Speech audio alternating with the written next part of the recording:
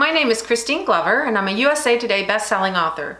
But before I sold my first book, I still had to find ways to get myself into the chair. We call that BICHOK, button chair, hands-on keys. This is something I still do today, even though I'm a published author, because you still have to sometimes force yourself to get in the chair. So here are some things that work for me, and I hope that they can work for you too. Nothing is etched in stone, but these might help you out. First of all, if you're having a hard time getting things done, change your focus. Go out for a walk, maybe, pick up a book, look at a page, random page, and look at the first sentence. That's a really good tip. Exercise is always helpful. And switch up where you write. You can go to a coffee shop, or you can go to a different room in your house or your apartment, wherever you live. You may want to tune out noise, things like that. Those can all help you change your focus. Reward thyself. That's my second big tip. And I'm going to tell you right now, money talks. It's not a lot of money, but it's a quarter in a tip jar. I'd show you it too. This little tip jar, my daughter made it for me. It says, trust yourself. The gift, the story, the characters, and most of all, yourself. Every time I meet a writing goal, I stick a quarter in this jar. When the quarter is all fill in the jar, not the whole entire jar, but most of the jar, then I just take the quarters out and buy them back, and I put that money into a nice little brown box that's right behind me over here, and I save all that money. And then I use it to buy things for my writing or something nice for myself or a conference. It's the best way to reward yourself. Another way to reward yourself is to buy something nice for yourself based on the tip jar, or just, treat yourself to a special coffee somewhere or meet a friend. Every time you accomplish something, you should reward yourself, because that'll just make you want to keep doing it, right? Okay, and give yourself time off in between projects, because it's really important to regroup and refill the well. Read good books. Read other people's books. Give yourself time to generate new creative energy. And speaking of time, guard your time. Treat your writing career like a career, even if you haven't sold.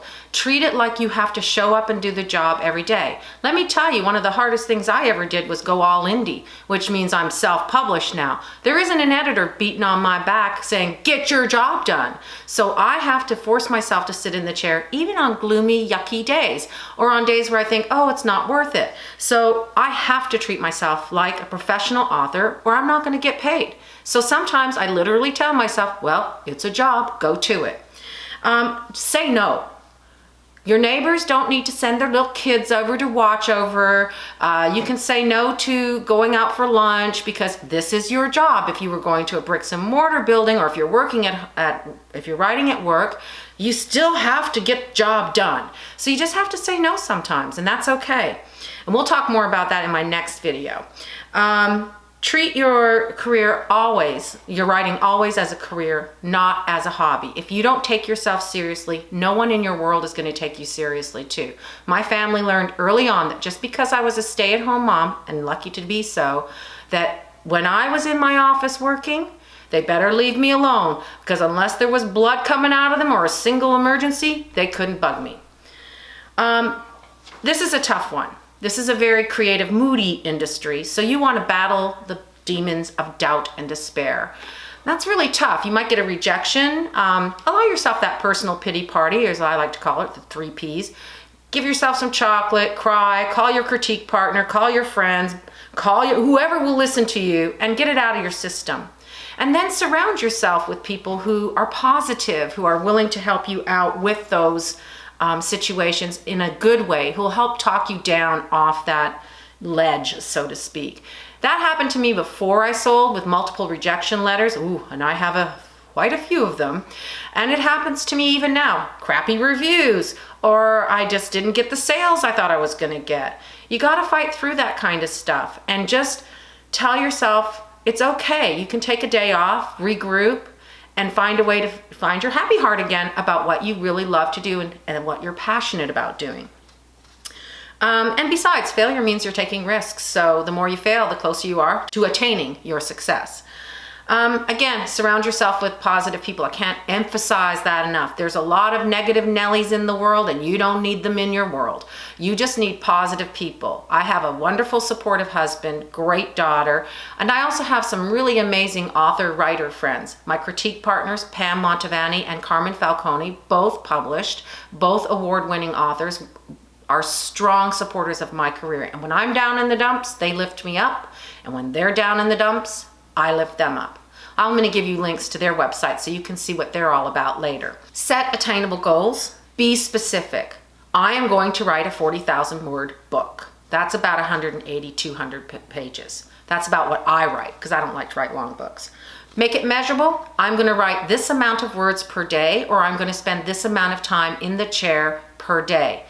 Do it and reward yourself for attaining that goal. Right now I'm on a Pomodoro method, which is really fun.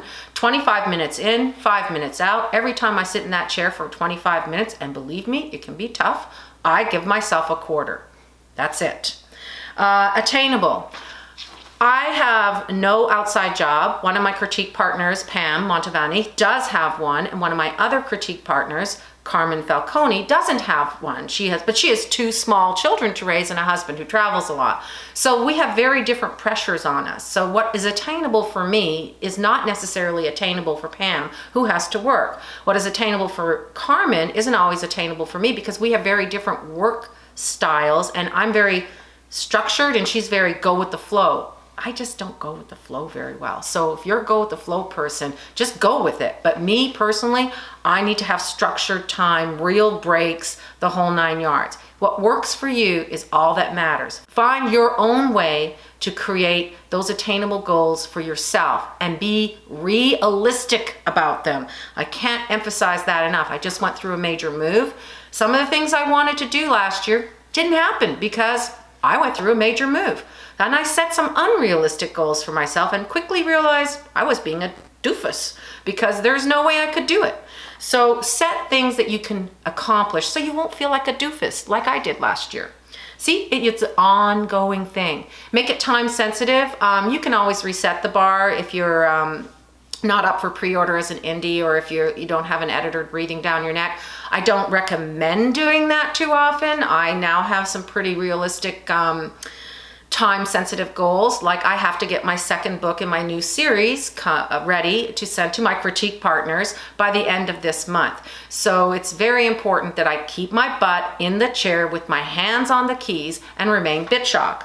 I hope you really enjoyed this first video of mine. It's a new kind of fun thing for me that I wanted to do. I wanted to share things that I've learned along the way and create a positive community for authors and writers alike. I hope that if you do like my little video, that you will press the thumbs up button. And also I would love to hear the things that you do to reward yourself and to set goals and to get through those bad, yucky days when you're an author or a writer seeking publication. So leave a comment and I'll get back to you. And I hope you subscribe to my new channel. Take care. Bye and happy writing.